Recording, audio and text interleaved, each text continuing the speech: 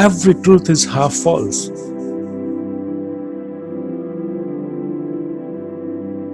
Everything which appears before you is there and not there at the same time. This is not a coincidence that you are listening to me now. It is the law of attraction, which brings words and ears together. And there is some reason, and one easily understandable reason is we both may take this knowledge at next level for the benefit of many. My master said once, when a student is ready, master appears to complete him with nectar of wisdom, because master knows who deserves his pearls. And this is true in life as well. Life gives what one deserves, not what one is asking for.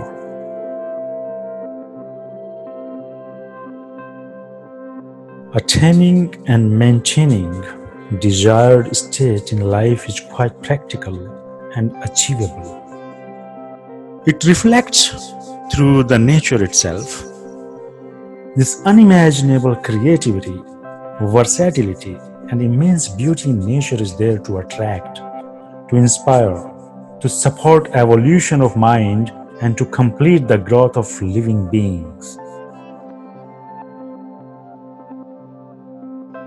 To decode this, we have to understand the natural phenomena. The entire universe is divided into three great phases of phenomena, or can be said that the same universal phenomenon is happening on three different levels. First on the spiritual, then comes down to mental, and then descends to base or physical level. These three major levels are ascending or descending degrees of the great scale of life. Let us understand this mystery through introspection.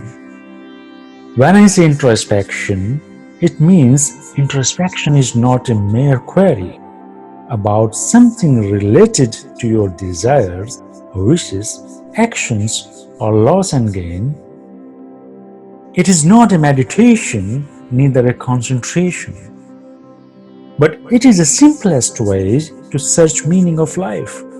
It is an easiest way to find true purpose, and sometimes get some clues to decode the current situations. Whether we are creating effects or are we just a victim of causes? Our life is intertwined between cause and effect. Can this relationship be inverted? There are many serious questions to be answered. And introspection is the key to take us near the answers. But introspection is not an answer in itself. It is a process or route to take us closer to the answer. Now, let me reflect on the sacred, hidden 7 fundamental truths I'm sharing with you as my great masters imparted to me. Today, I will touch only one sacred truth. There will be a lot to dig deeper in further statements. I leave it up to the listener and learner that how deep they want to dig and how far they want to go. The first fundamental truth is antithesis, means dwell in the non-dual. Things appear two separate entities, but in real they are one. Like success and failure, rich and poor, love and hate, acceptance and rejection. Everything seems to be dual. Everything seems have poles. It seems that everything has its opposite, like day and night, dark and light, cold and hot. It looks like these are perfect opposites, but one must understand all these pairs of opposites are same with a difference in degrees of vibration. So, what we studied in institutions, in societies, through our five senses is a truth, but half truth. It seems paradoxical. Did we get any thought to reconcile those contradictions ever? Difference is there in degree. Opposites are indeed the same. Everything which appears before you is there and not there at the same time. Every truth is half false, and every false is based on some amount of truth. Now, you need to be completely attentive, because once you lose your rhythm at this point, you may lose it forever. That what I'm saying, it has to be proven, but not to be documented, but perceived by your senses, by your intellect, by your understanding. And I'm asking you to be attentive. To infer or perceive an idea from this conversation, one must understand terminology of attention, concentration, and meditation. I hope you have this understanding. So you have to be attentive, not focused, but to be aware. In present moment, without any efforts. Just be there and allow your intellect and your mind to process this first sacred fundamental truth called antithesis. If we start from the basic level, that is physical plane, then example will be of anything physical, such as hot and cold, light and dark, noise and quiet, hard and soft, sharp and dull, positive and negative, large and small are the same. Higher and lower vibrations being the only difference between those two. If you see, they both are opposite, but in real, both are the same thing. Difference is just in degrees. The pairs of opposites can be reunited. The difference between things seemingly diametrically opposed to each other is just a matter of degrees only. If we take example of second level or mental plane, one can see that spirit and matter are but the two poles of the same thing. The intermediate levels being degrees of vibrations only. There may be many examples. We see that difference is merely a matter of degrees of mental manifestation. Sin is at the spiritual level. Sin and grace both are same with different degrees of vibrations. We can test this sacred truth of antithesis on all three great planes or classes of phenomena. Good and bad are not absolute. We call one end of the scale good and the other end bad. A thing is less good than the thing higher in the scale, but the less good thing in turn is more good than the thing next below it, and so on. The more or less being regulated by the position on the scale. We regard, in general, love and hate are things opposed to each other, completely different, incongruent. But in the first sacred fundamental truth, antithesis, research found there is no absolute of anything.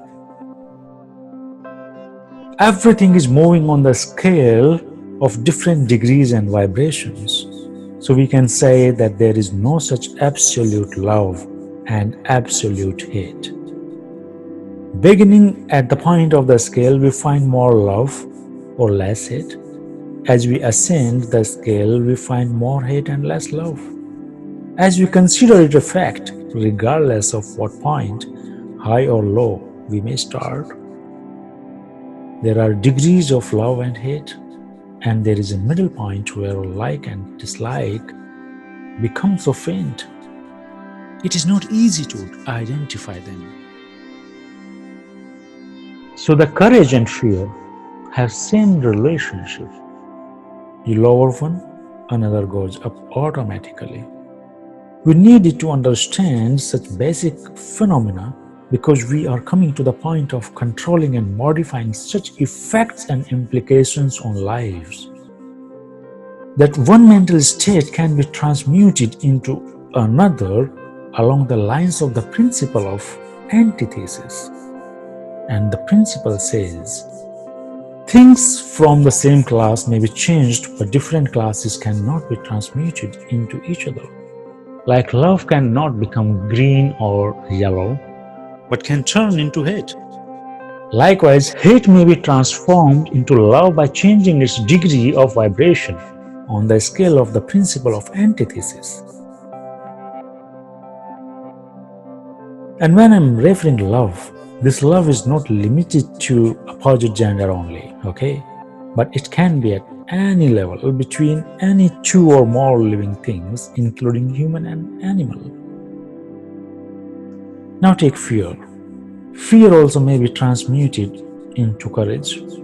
A fearful person can be filled with the highest degree of courage and fearlessness by raising their mental vibrations along the line of fear and courage. In the same way, a lazy person can change into an active, energetic individual by applying the same principle.